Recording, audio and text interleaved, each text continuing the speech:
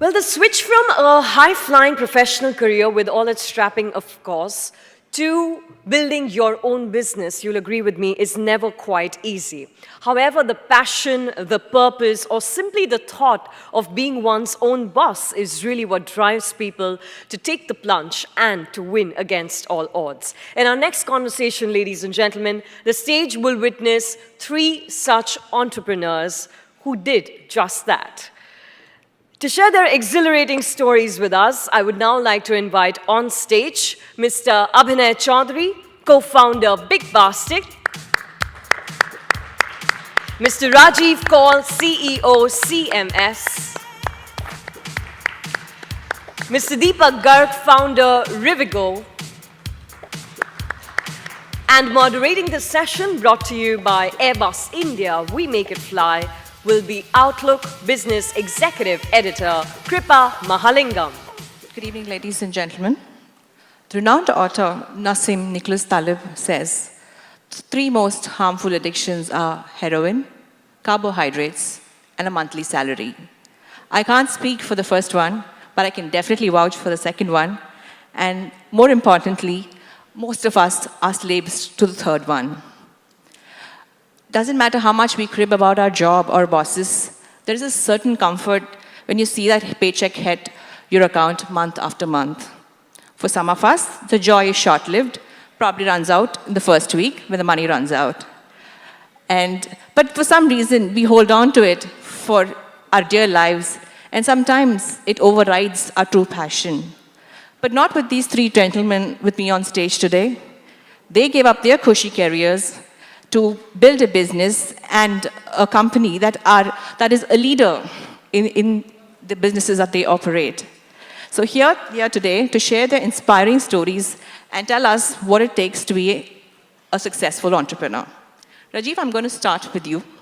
You were the youngest managing director at Microsoft at the age of 33 in 2001. And then you had a successful stint in Actis. And then you partnered with Blackstone to buy out CMS. So why didn't you start your own company, and what was the reason that you wanted to turn around an existing business? Well, thanks for explaining my age to everybody right now. My pleasure. Well, I have a deal with Outlook that I need to come and moderate a session. So just for FYI for next time, right? Sure. So, for me, I think it was just the time. I was 39 and I didn't want to work for anyone else. I'd worked with Microsoft for 10 years. I couldn't find a better company. I had the luxury of choosing my bosses at a very young age. 2007 was just recent to the dot-com and the exhilaration and what came after that. Therefore, doing a startup was the last thing which people did at that time. The second was I had worked in private equity. Private equity was hot, I would even call it sexy at that time, 2005, 2006, 2007, globally. And therefore, I was the victim of the time and what I had done, and I had a bias from there, to which I said, instead of going and doing a crazy startup and taking those crazy risks, which I wasn't ready for, I said, let me do something a little bit more safer, and doing a buyout. And actually, I want to do a turnaround more than anything else. I don't want to do a sort of growth thing. I was more keen to do a turnaround experience. And I think that's where I ended up and how I ended up doing CMS. Okay. Deepak, you were with McKinsey, and when you quit your job in 2000, after 9 years with a stint at McKinsey, you didn't actually have a plan of what you were going to do next. So what made you take the plunge, and how did you end up discovering logistics as a space you want to be in? So I do connect with the opening line you said around, being slaves of, salary. And I'd started feeling like that while working at McKinsey. So being an entrepreneur is a desire since kind of 20 years, right? I was very clear in articulating this desire to my parents, grandparents very early on, right? My grandfather always wanted me to be a bureaucrat, right? And at that time I told him, I was a student, I said, no, I want to be an entrepreneur, right? Okay. I remember this is the earliest memory I have of articulating what I wanted to do. When I went to IIT, I was the founder of the business club, started this, tech startup, this thing. I went to IIT 99 to 2003 when this first dot-com boom and bust happened, right? Google, Amazon, Yahoo, all of those came into scene. And I was very keen on, starting that same thing here in India. And I had two great ideas, which I also pursued for a while then. And then bust happened. I went to IIM, joined McKinsey, again with a very clear idea that I'm going to quit in like 2 years. Unfortunately or fortunately, I don't know what those 2 years became, 8.5 years. Okay. But every year of that, my professional career at McKinsey, I wanted to quit. I said, I'll quit next year. And every study, and the reason, and I was really bored of making those advisory presentations to clients. I really wanted to be, doing stuff on my own. And the way I sort of motivated myself at job at McKinsey was, whatever sector I would work in, I would pick up a problem of that sector or try to find an idea in that sector, which would be a great idea, right? For example, McKinsey was doing a lot of work in power sector in 2007-8, and I was doing that work as well as a part of it.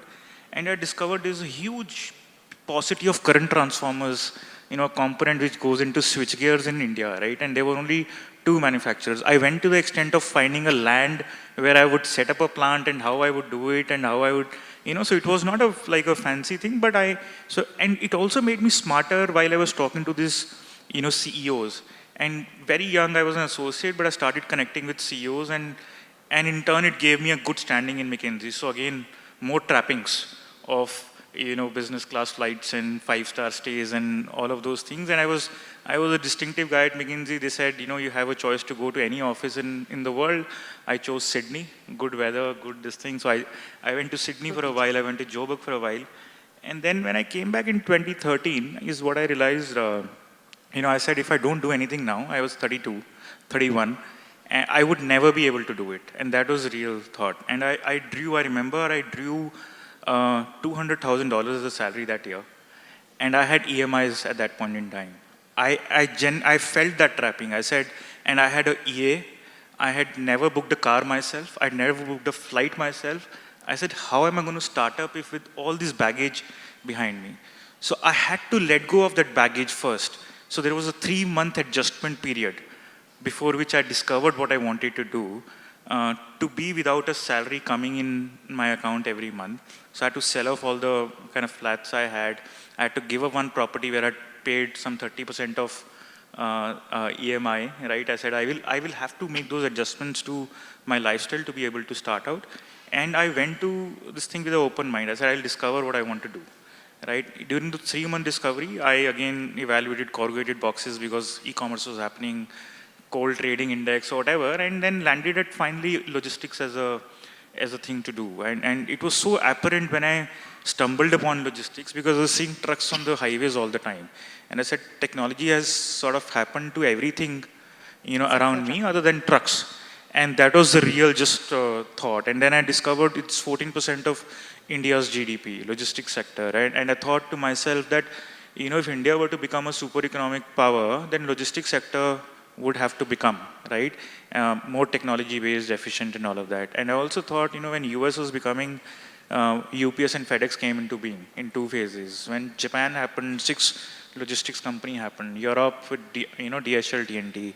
China, big logistics brands came into being when our economy was getting constructed.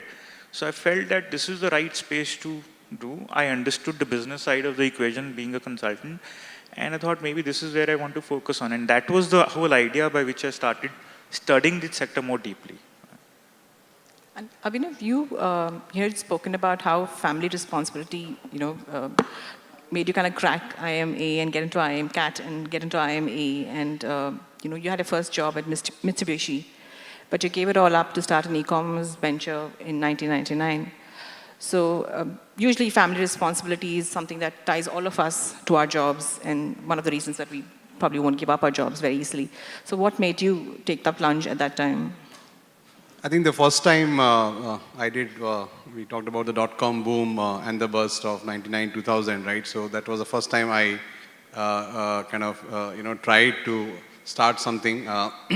And yeah, I mean, I didn't have a golden handcuffs of McKinsey, but those were also quite decent golden handcuffs of Mitsubishi Corporation. They were Fortune #1 that time, and all that five-star lifestyle, everything was pretty much there, and that was my first job.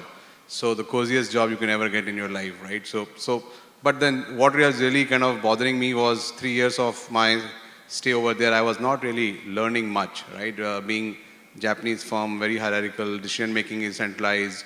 So that was really making me very, very itchy, right? And then on the other side, this whole dot-com boom was happening, right? And I had a room partner who was with Satyam Infoway, and he was like, flying across the world, doing multiple stuff. So I was just comparing my, day-to-day routine versus his, and I was feeling very jealous that, he's really a high flyer, and I'm just doing a 9 to 5 job. Saturday and Sundays, I can't even go to the office because it's logged, right? So that was the kind of a really disconnect, right? So hence, I looked at this opportunity, and during my childhood, I had my sister run a small garment shop in BHL. My dad was at BHL Bhopal. And whatever I had learned as part of visiting that store and then buying for that store, I got some familiarity towards the apparel as a category. And in 99, 2000, most of the dot-coms which are happening in India were primarily in the horizontal or books or, electronics, that kind of space. Nobody was really doing apparel, right? So I just studied. There were several such apparel brands who had gone online in US, and I thought maybe this is the thing which I can, try because of my familiarity with the space. So that's what I did. I quit Mitsubishi, came to Bangalore. This friend of mine who was staying with me in Chennai, he had already moved to Bangalore because he had raised capital for his firm, which was in telecom services. And I partnered him as my IT partner and launched something called stylecountry.com, which was a destination for personal branded lifestyle products. So I tied up with 35 top brands in the country.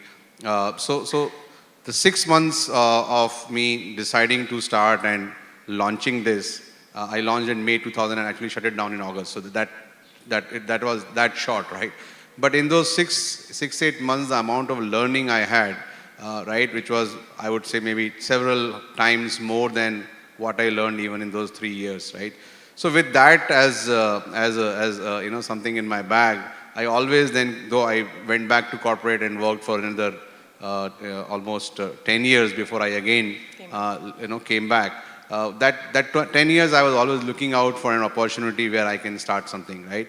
And it so turned out that as a consumer, I have been shopping for my family for groceries, and then went through that pain as a kid, shopping for fruits and vegetables in the markets, shopping for grocery in the supermarkets, in Bangalore, in London, in Toronto, in Vegas, right? So I realized that there's a huge opportunity because Indian grocery organized retail is really kind of broken, and there's a huge opportunity to really make the life simpler over there. And that's when I ended up doing the second time in 2009.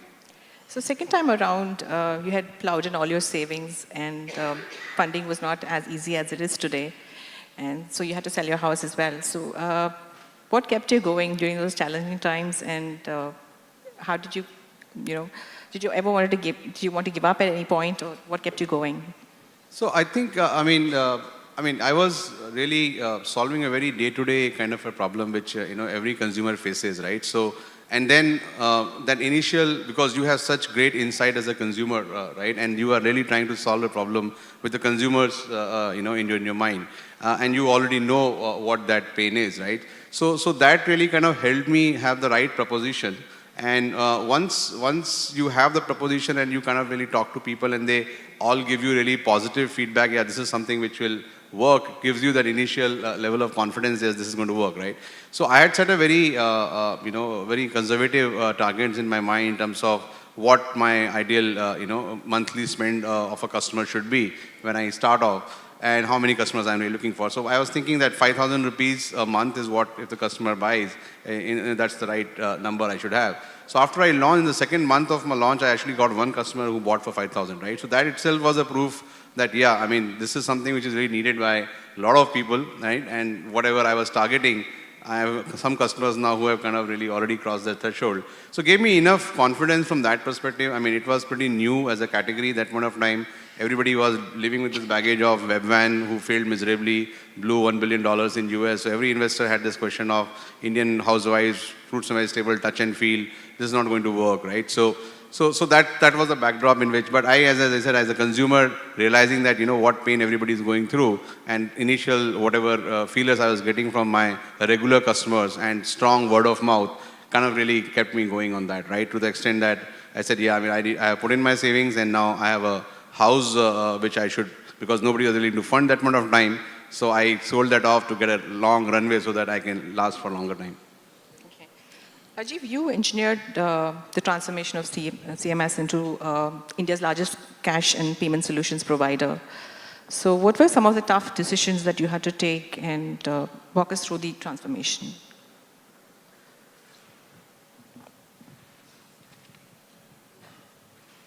Well, I think any turnaround has massive number of challenges. I was, I think, talking earlier to Deepak, I was talking to Gopal. I said, I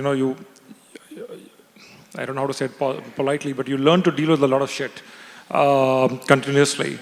But You do that in jobs also. But I think the one which I think most people will resonate with, I think, are the people decisions always, right?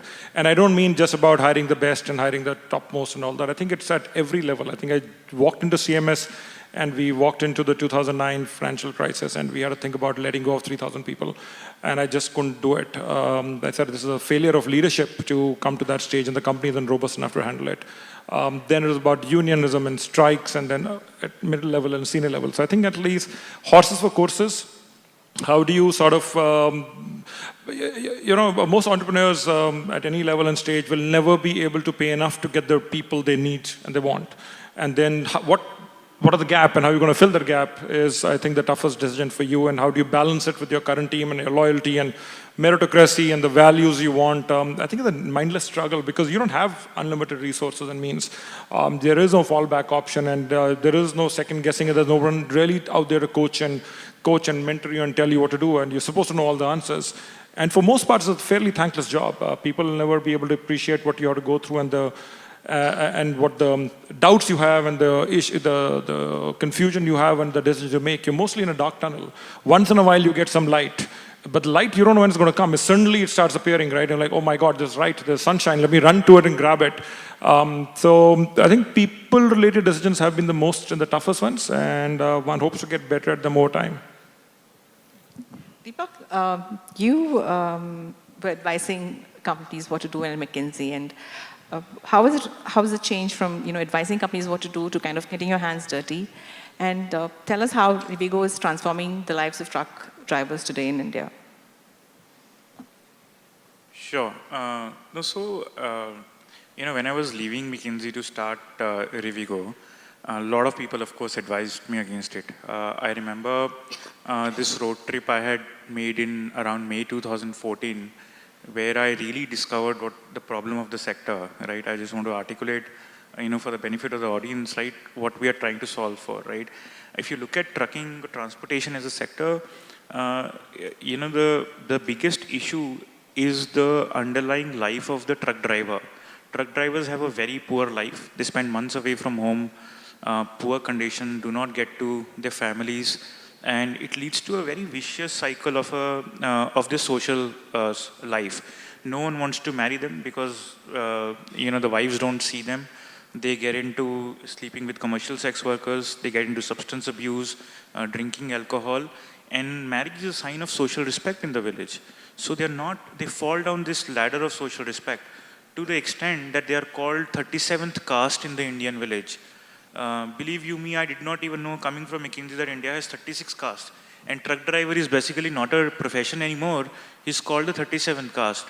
Now the problem with this whole thing is no one wants to be a truck driver. No, youth does not want to be a truck driver because he says it's not about money, it's about social respect. I will not have social respect if I become a truck driver. Like, who would want to grow up becoming a gangster or a don, however much it pays? So it's just like that, right? That I'll not have a social life around me. And that is leading to a big paucity of truck drivers in the economy. As an economy, we need to create 1 million truck driving jobs, which is 10% of the agenda of this country. We need to create 10 million jobs, out of which 1 million is truck drivers. Everything pretty much you're seeing in this room is brought to you by trucks, right? So it's 70% of the transportation in the economy. And if we don't create truck drivers, if you don't have youth excited about this job, one will not hit our job milestones, but also the fact that the economy will face a huge growth risk. The government data says we'll have 482, if this trend continues, we will have 482 truck drivers to every 1,000 trucks by 2022, which means a 52% shortage of truck drivers by 2022. So you can have any growth projections of economy. The biggest threat I saw then was, having a model which can actually create more and more truck drivers. And having figured out this insight that, it's a lifestyle problem. Being a consultant helped there, by the way. I was always flying. The last year of McKinsey, I was actually 250 nights away from home. And so I could relate partly with the fact that you're not at home, so your social and personal life takes a hit. But not as bad as what the truck drivers are, of course, facing. But flying in the sky as a consultant is very different than truck driver on the road. Of course. I don't want to. I absolutely, the kind of love I have for them, I don't want to trivialize, what life they go through. And the fact of the matter is, and we came up with this idea. We said, if we can get them back home every day, this will solve all the problems. And that's the origin of, what we started doing as relay trucking. Now relay trucking is a very kind of known thing, but Rivigo was the originator of relay trucking actually globally. Now DHL is copying what we are trying to do, but the way relay trucking works is a truck goes from Delhi to Bombay, the drivers change over at different pit stops along the highway. So a driver will take a truck from Delhi to Jaipur, will hand over a truck to a guy in Jaipur, who will take the truck from Jaipur to, let's say, Bhilwara. The guy who gets off in Jaipur will get rostered on a truck coming back in the opposite direction. So every driver is driving 10 hours a day, 8 to 10 hours a day, but landing back home in his home location. But the magic starts to happen in the transit times and the asset efficiencies, because the truck is running all the time. It is not stopping because truck driver has to sleep or bathe or eat or drink chai and all of that, but also the transit time would then shorten. So Delhi, Bombay, when we started running this operation, people would do Delhi to Bombay transit in 5 days or 6 days. We started doing it in 24 hours. People did not believe that this could happen. We could start reaching air transit time. And that was a big, and that, this idea itself sounded so exciting in my head that I came back home and I said, I'm going to do this. So my father basically said, so you're going to leave McKinsey and will devote your life to solving lives of truck drivers? Is that what you're going to do? And I said, yes. And he did not speak to me 3 months after that. My mother was the sort of, I would talk through my mother, but I'm sure all entrepreneurs go through this. Families are less supportive. For them, coming from a small town of Patiala, McKinsey was a big deal, and I was doing already quite well, and they had to. So now they're happy, of course, after 4 years. They won't have any complaints now. They're not going to have any complaints now. Yeah, they are reasonably good. Abhinay, what's the best piece of advice you ever got? To budding entrepreneurs? Yeah, no, the advice you got. The advice I got, okay. Yeah, so, the one advice I got, which I also talked about in my story with Outlook, was I was running this thing all alone when I started off in 2009. And so my ex-boss from iGate Consulting in US, he said, look, it's too risky to run any enterprise on your own, because what if you meet with an accident and the whole thing is, at standstill. So that was one, major piece of advice, that you please go find co-founders for yourself, right? And that really helped. And then I later on, obviously, teamed with other 4 co-founders of FabMart, and now we have 5 co-founders in Bigbasket. So that was one major piece of advice. Rajiv, what was the best piece of advice you got? I had the luxury of spending almost a year and a half trying to do the CMS deal, and with a couple of large private equity firms. So I had, I went out and basis my earlier corporate network, I went to a couple of the largest industrialists in India. And I told them, I said, I'm going to do my own thing. And what is the advice? And one of the biggest and most successful entrepreneurs of the country told me a couple of interesting things. And this is, in Tate Hindi, and I don't want to repeat it here in case somebody doesn't understand it. But first he said is, don't be yourself. So I was like, okay, sort of. He said, what got you here is not going to get you through this.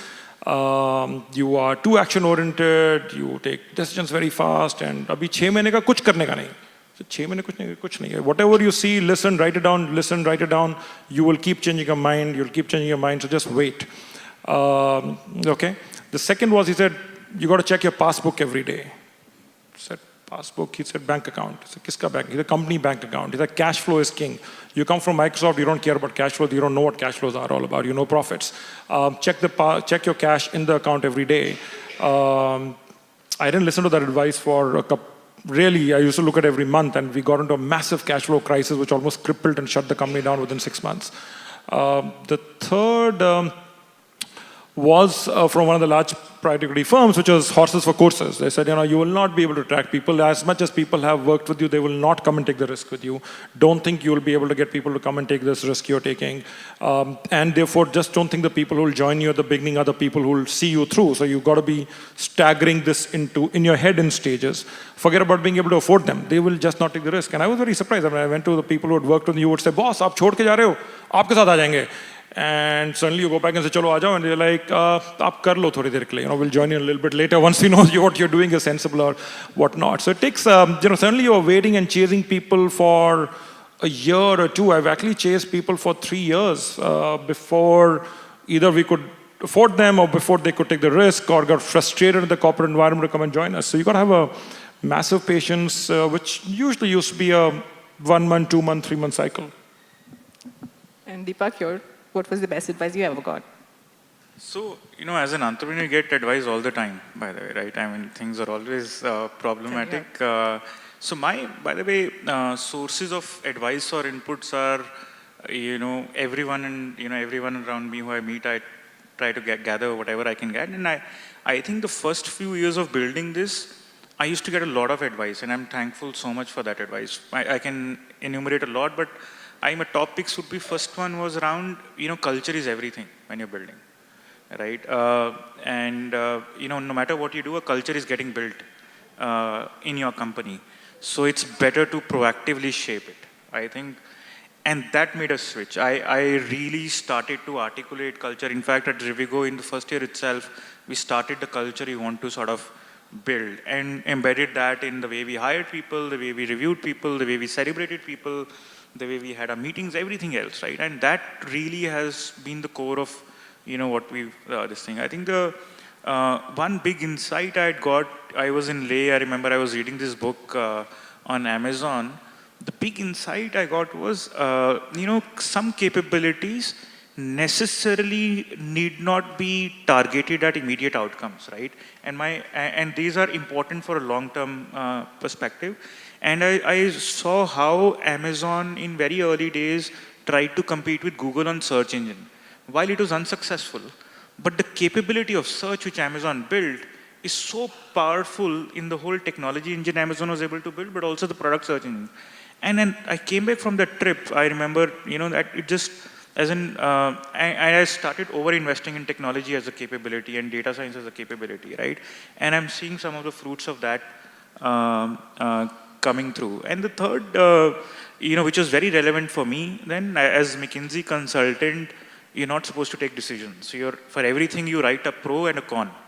And you take it to your consultant, and he takes, to your client, and he takes a call. Here you are taking a call all the time, and you're taking maybe 100 decisions sometimes, or 30 decisions sometimes, or 3 decisions sometimes. And those have to be high quality decisions. And many a times you will not have all the data.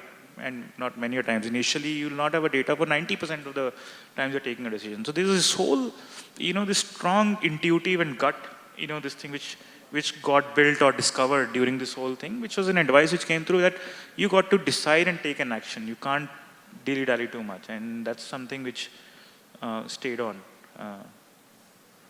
And how has the corporate experience, all of you have had corporate careers before you turned entrepreneurs. So how has corporate experience helped you scale your business? In what way has it helped you scale your business? Yeah, so I mean, working in corporates really kind of help you, live through that experience. So I mean, there's always a question in people's mind when to start, when is the right time to start. Like when you are starting fresh out of college, you have less responsibilities, and maybe that's the right time to start. But then the con to that is you have not really seen the real world, right? So from that perspective, I think some of the practices, what works, what doesn't work, people management, all of that really come through the culture aspect of it and all, right? Is you learn all of that through your corporate stint. So I mean, all of these factors then kind of help you when you are starting on your own, because you have seen large structures, at large scale operating efficiently, and then that's what you want to then start putting in place so that later on you are in the right position to. So, for example, for us, what was really critical, I mean, all through my, again, consulting career across IT services in terms of Infosys and iGate and all, I was really kind of defining processes, right? So building a very strong process-oriented organization, because when you have to really make sure that the outcome is guaranteed, right? It's all predictable. You have to really have processes, right? So all of that really helped, while we are kind of setting up our own. Yep. Rajiv? Just reflecting on that when you asked the question, You had to I think it unlearn was a little something. difficult for me because I was in a fairly high-profile role, having a lot of empowerment. We did a lot of interesting things at that time. It does teach you a lot of things not to do, right? Like I just disbanded HR reviews. So like I don't believe in this. I don't want to have any review process and suck up energy and time and how we rate and regard people and all of that, which thankfully Microsoft did 5 years later globally, saying, knock off the system of 1, 2, 3, 4, 5 and do whatever it is. You do... in my case, I was lucky to learn a lot about, just brand and reputation and how do you build influence and how do you build relevance and how do you think of a broader cause of changing the world through technology at that time. And therefore, you start looking for a broader goal and meaning. But there are some very notable differences which, in a corporate setup, the most important question which people would always ask you as the country head would be like, what if you get hit by a truck? And after a time, I got tired. I said, if I get hit by a truck, I'm dead. I don't care anymore after that, right? It's your problem in life. It's not my problem in life. I would say that in Microsoft, annual review, Rajiv, what if you get hit by a truck? I said, I don't care. I'm dead. So it's your problem. Go fix it. But in an entrepreneurial journey or whatever you do, I think you do matter a lot more. And the emotional intensity which you need to bring to the role is far different. It's not the intellectual integrity. I think it's the emotional intensity which is really critical. What is also very important, I've realized, is that you just have to show up. You have to have the energy to show up on the shit days and the bad days. And because on those days, that 3-4% incremental benefit by just your presence is serious impact on whatever you're trying to achieve and do. So you learn both good and bad. What really doesn't. I mean, you also do realize that there are no entitlements in this job. You have to accept that you come last. When we had the cash flow crisis for almost a year and a half, I, despite whatever I had sort of signed up for, I had told my CFO saying, I want to be the last person to get my paycheck. Because that's the only way for me to know when the banks and the SMS that which day did the second last person in the company got a salary. And it used to be a month and a half, then a month, then 15 days, then 10 days, then 7 days. But that is the only way to keep tracking, because otherwise they'll say, sabko de diya. And you won't know when people got the salaries in time. So yeah, I think it sort of gives you, it's very humbling, and it brings out a different level of emotional involvement which you never realized you were capable of. Deepak, how did the McKinsey stint help you? So, I think I really enjoyed the McKinsey stint. It was very enriching. Over those 8 years, I worked across many different geographies for over 100 different projects, from executing turnarounds to executing deep operational work.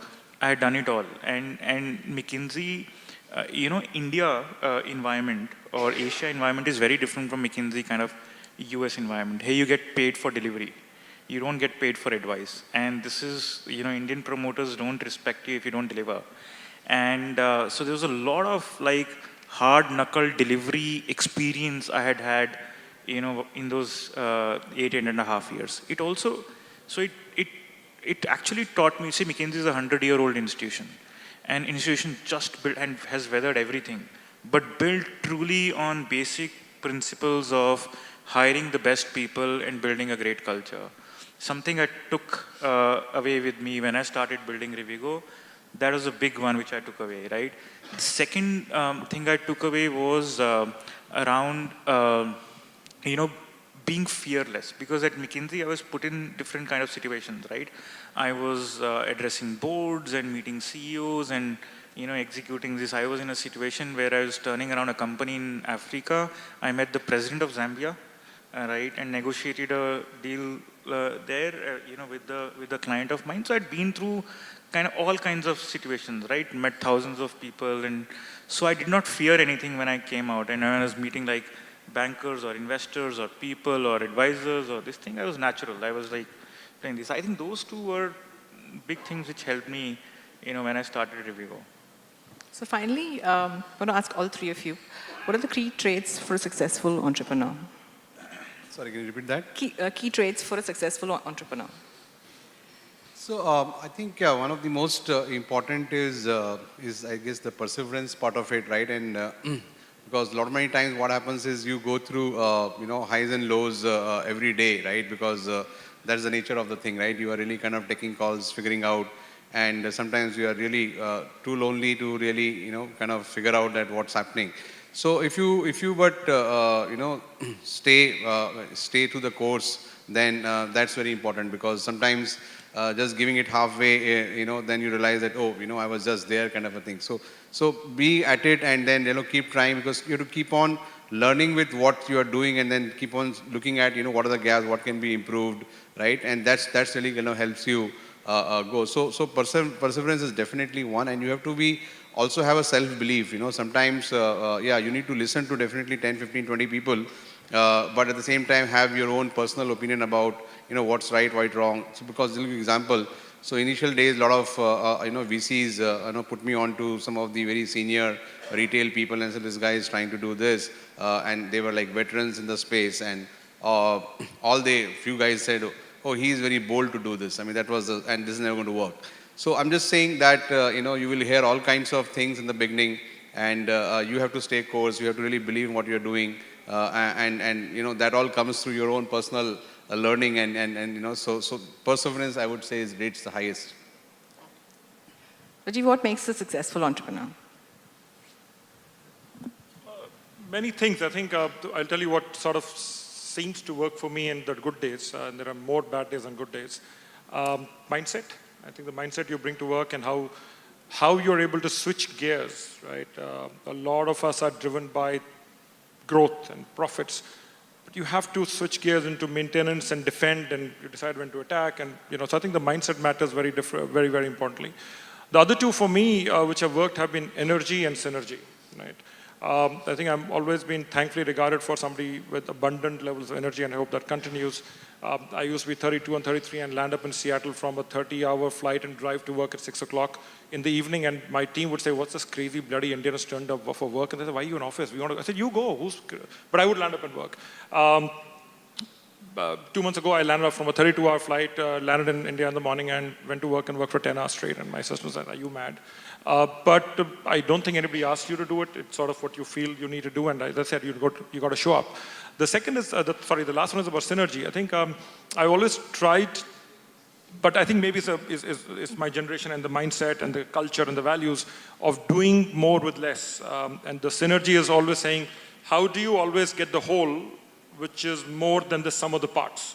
And trying to extract that extra synergy of everything you do, I think I've found to be very important to have the right returns, and to have the right performance, and to have the right value systems. Deepak, what do you think makes a successful entrepreneur? So I think first of all, what's the reason one is in for, right? Is it a pull? Is it like a calling, or is it kind of another thing one is doing? I think it's an important differentiator between, I would think, who are successful entrepreneurs and not, because if there is a purpose and a pull, then a lot of things get sorted. You'll have good days, bad days, right? The pull does not matter as much in the good days, but it matters a lot in the bad days. I resonate with I think both what Abhinav and Rajiv said. I think boundless energy is something which is very critical. Do you have a model where you can invoke your own boundless energy, a practice or series of practices by which you can, pull that up? I think that's one. The other, the statement by Swami Vivekananda influences me a lot, and it's written in a lot of places in Rivigo, which is infinite patience, infinite purity, and infinite perseverance. Leads to success in a good cause. I think that patience, purity, and perseverance. Purity is a word we speak often at Rivigo. I think it's important. It's a marathon. It's gonna be long. Right? If you have patience, purity, and perseverance, I think things will come out. India is a good market, and entrepreneurs will succeed. Would all of you recommend it as a career choice, being an entrepreneur, when it gets really maddening and it gets really tough? Would you still say it was all worth it? Yes, 100%. Rajiv? I mean, I think in my first year of trying to do this, I think I thought of more days than I wanted to quit and get back to a corporate life than I would like to, than I have publicly acknowledged till now. But I think that's the time which taught you what the broader cause and who are you really working for. I thought I was working for myself. I ended up realizing that I wasn't. I was trying to work for this set of employees and people and team we had. I think that was the big switch for me. I think after that, the journey is very fulfilling, even on the bad days. And Deepak, did it play out exactly how you had in mind being an entrepreneur? Sorry, how?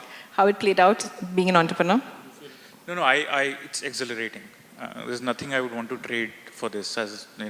I love every bit of this entire journey. I think there have been, of course, rough days, but there's such an immense amount of learning which it brings that it's been exhilarating. Right? With that note, thank you, ladies and gentlemen. I hope you enjoyed the session. And thank you, gentlemen, for sharing your stories with us.